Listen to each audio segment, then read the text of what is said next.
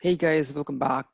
Today we'll be setting up a brand new domain controller. Setting up a new brand new domain controller. So for this demonstration, I have a couple of machines available in Hyper-V, which is present in Windows 10 by default. I just enabled that and installed a couple of VMs. So you can see the first one is CADC01. C stands for Canada, DC for domain controller, and 01. So that's the domain, naming convention I'm using here. And next is NZ, DC01. So that is again New Zealand domain controller 01. So similarly, we have IND. So for India, INDC01, and this one is for different purpose. So we are not going to discuss. But anyway, so we have these two domain controls. So I'll be using one of them to set up a brand new domain controller or Active Directory. So let's begin. So let's open it. So before before jumping into this setting up the domain controller. So I'm assuming that we have multiple domain controllers in production. If we talk about the production environment, so we have multiple domain controllers. So they must be connected in the same network, or you can see some the help of some VPN terminal, so that the communication can be established. So let's jump into to this say CSDC01. So let's see. I'm just connecting, or if see, let's see if we have it open already. So yeah, so we can see that we have this domain controller already. All right, so we have this CADC01. All right, so first thing is we'll be changing the IP address. So let's open up ncpa.cpl. So when I install the machine, and it is by default DHCP enabled, so we'll be changing that to the static one. So I'm disabling this IPv6 because we don't need this anymore, and even in production environment, and as well this will not be used in most of the cases. So let's go to this settings. So meanwhile, you can also jump into the command line, and we can see what what static IP is available. I mean, what IP is loaded to this machine. So let's see.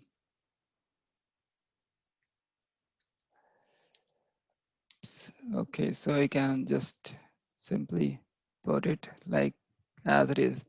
So, all right. So I'll keep this as this one, 172.17.237 and 173. All right, so now we have subnet mask 255.255 and 2550. Oh, sorry, 255.240. So in production environment, these settings can be obtained from the network administrator who has set up the connections. So yeah, so default gateway 172.17.237 and 161. So the preferred DNS servers. So in production environment, we can use the alternate domain controller. And I have seen some environment also uses, the IP of the the existing, on which we are setting this domain controller. The local server itself. So we'll be using rather 127.0.0.1, because the reason behind this is, for any reason, if this IP address changes, so in that case, the DNS server will not become able to communicate to the server itself. That's why we are putting this local IP, uh, loopback IP address over here. So let's match it again. So just to make sure we are good, 177.237 and 255.255.255.240, 17.237.161. All right, so I'm saving it. I'm just clicking OK. All right, so let's close it out. All right, so now let's go to the computer and go to the advanced system setting and see the computer name. So it is the computer name as this. So we'll be changing this to CADC01. So the previous one, I mean, this CADC01 is this name is in Hyper-V itself, but the inside OS name is still different. So we'll be changing it so that it will be good for the naming convention and understanding and the things in more better way by naming convention itself. So I'm putting it as CADC01. All right, so let's click OK, and it is saying we need to reboot it. So I'm rebooting it right away. So it will come back online in a minute. So yes.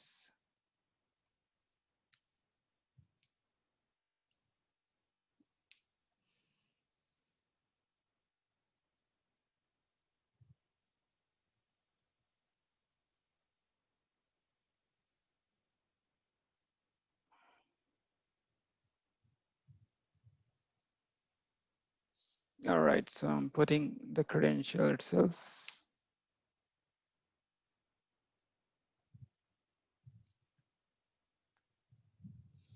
All right, so let's run the host name command itself. Oh, my bad. And you can see that we have CADC01. All right, so let's get started. So once you open it, I mean, server, it automatically opens the server manager, but we'll be seeing it by looking for server manager itself so that you guys can see. So we just open server manager and it is opening. All right, so it is opening, still opening. You can see this. All right, so this has been loaded now. So we have to add the AD roles. And for that, we'll be using, let's quickly explore what are the options available. Under manage, we have add, remove roles and featured service and all that. Under tools, we have different setting options of the computer itself. So we have a lot of things over here, but we are now interested in adding roles and features. So we can also click from here itself. Both are the same. So it is saying that the start to remove roles and features not required. Have you all, because we are going to add and install add role and feature, right? So let's get started. So it is say that role based, that's fine. So we have this default machine we are using for installation, so that's fine. So the thing is, so we'll be setting up this service. so So it will automatically search for, all the sub features. So other than that, we will be also using DHCP and DNS server for this. Although we will be in this session, we will be only focusing on ADDS, so Active Directory Domain Services. But I'm also installing this. These two roles, so that this will be required in near future. I'll be using these two roles for that. All right, so let's move next, and we'll skip the things as it is, and we'll go next. We have all the options. The ADDS, DSCP, DNS. All right. So let's check mark this box so that if a restart is required, so it will automatically do that. So you can also see the configuration setting. So if it is required in near future, we can use that setting XML file. All right, so let's click on install right now. And you can see that it is starting installation, so it will take a couple of minutes, I guess. So that then we can move to the installation. So meanwhile, this is getting done. So what else we can understand? All right, so let's discuss what else it could be. So for this demonstration, we are using these two domain controllers. I'll be using this as well, but in the next sessions. So these two DC will be used for read-write domain controller, and the next, I mean, the INDC01 will be using for read-only domain controller, RODC. So generally, the RODC are used for the purpose of connecting the domain controller with third-party applications. So what this does, this doesn't write any data. We cannot make any changes to the server directly. Rather, it replicates from the existing read-write domain controller. So let's see quickly if we have this ready or not. All right, so it is still installing. All right. Okay. So let's wait for a few more seconds to get this done.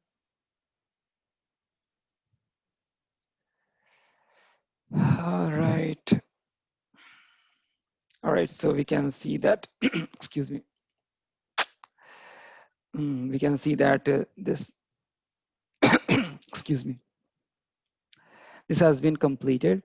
So once we see that, we have an option called promote the server to domain controller. So once this is done, we'll be using this option. We will be clicking it over here to make this domain controller, make this server as a domain controller. So now it is asking add a domain controller to an existing domain, but we have brand new domains, we don't have anything. So we'll be using, we have to create a new forest itself. So let's keep some name as, say, like corp dot the IT steps.com. So this is the forest, and for our demonstration. So we can also put it as simply the itstuffs.com, but I'm using this to make the things, I mean, more segregated and making the things clear. All right, so let's go ahead and click on next.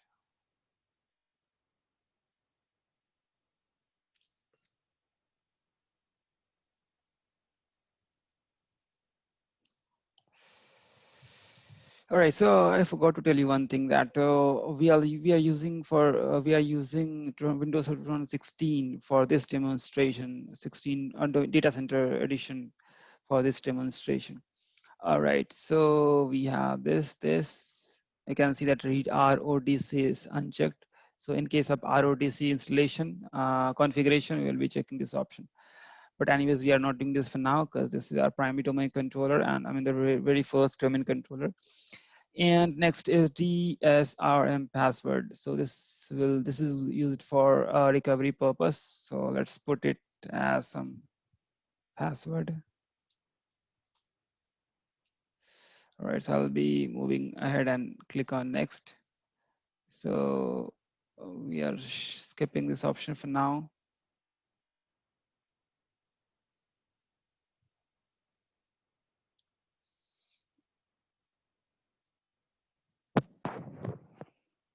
So we'll be the database domain name is going to be corp for now. So let's go ahead and next. So these are the settings. So we should not temper these steps, the NTDS settings, the database settings, and all that. So we'll keep these things as default, and let's click on next. So we can also see, I mean, you can also use the PowerShell to do a lot of things that we just did using clicking option.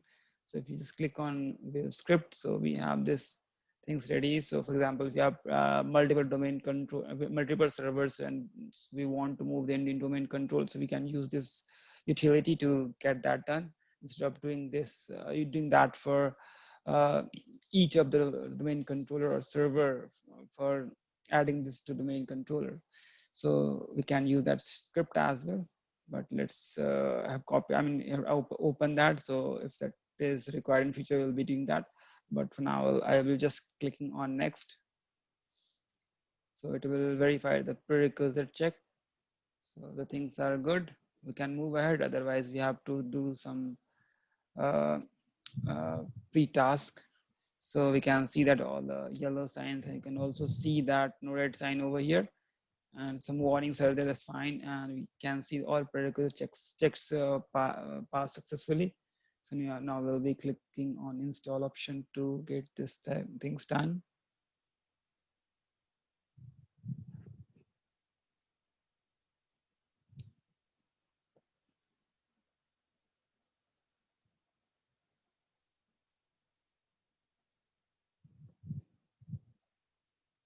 So it is getting installed.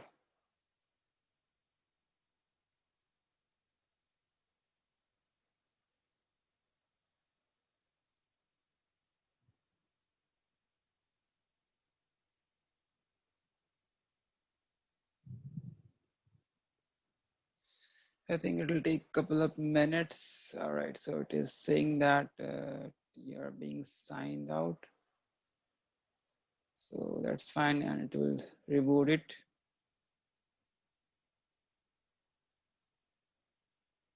All right, so it's rebooting it.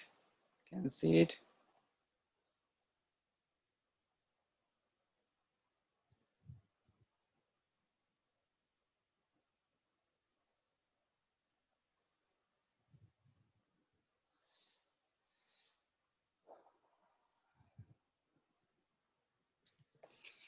So a few more seconds.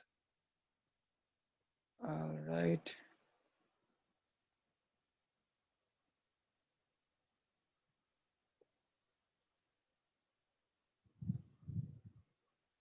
So it is doing some background tasks.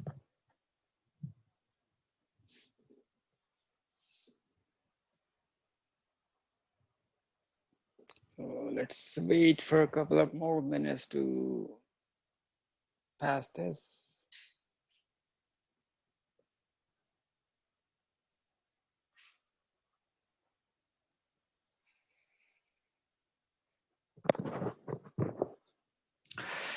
All right, so it's taking a bit longer.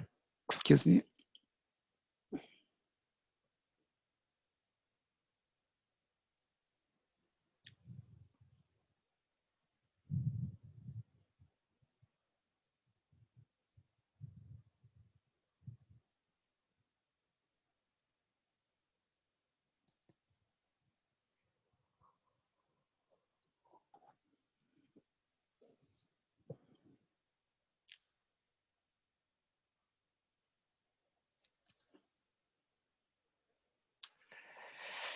All right, so it's taking even longer. So maybe, so I'm not going to cut anything on this video. So better you can skip this. And I mean, you can just fast forward on YouTube and look for the next steps.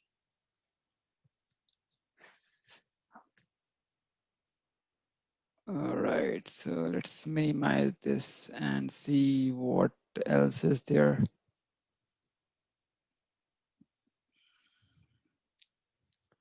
All right, so it is still loading. So let's wait for a couple of more minutes.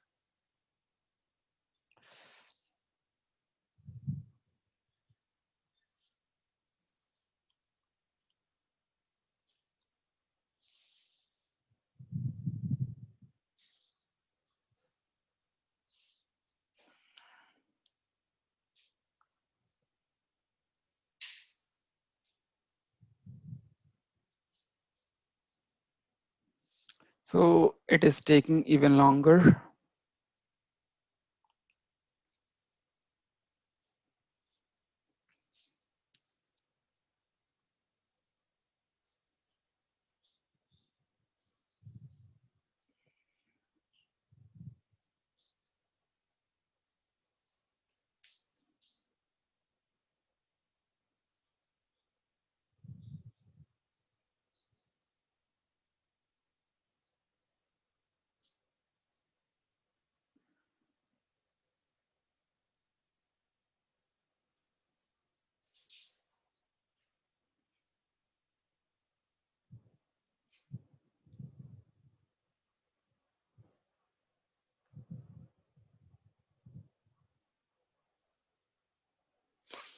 So still working on group policy component.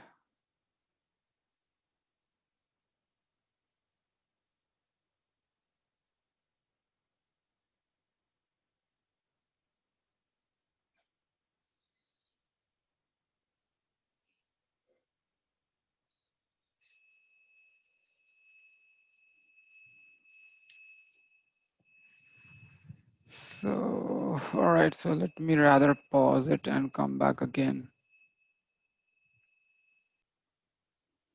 All right, so welcome back again. So it's back now, and it took another, I think, 2 or 3 minutes to get back to this page. So you can see that we have corp/administrator. So we have this domain. All right, so let's put the password.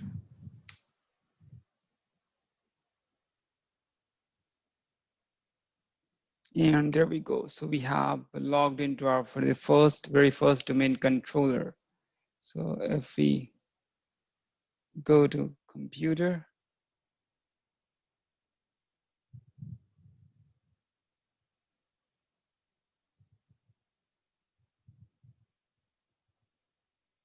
go to properties.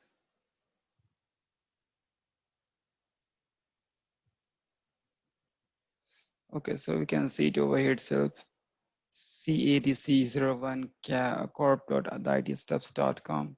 This is domain, all that. All right, so let's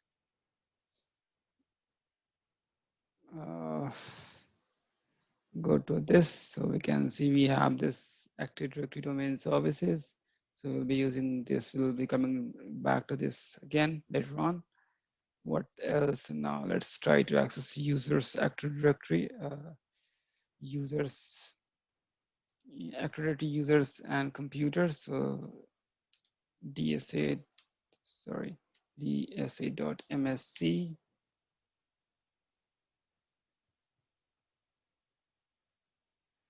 All right, so we have this domain, this forest, and we have the built-in accounts, computers, domain controllers. So we can see we are having right now only DC CADC01. So later on, I'll be discussing, adding more domain controller to this domain. So yeah, so that's it for now. So we have successfully created a domain controller and a brand new Active Directory. So, all right, so this was it for today's session. Thank you for watching. See you in the next video.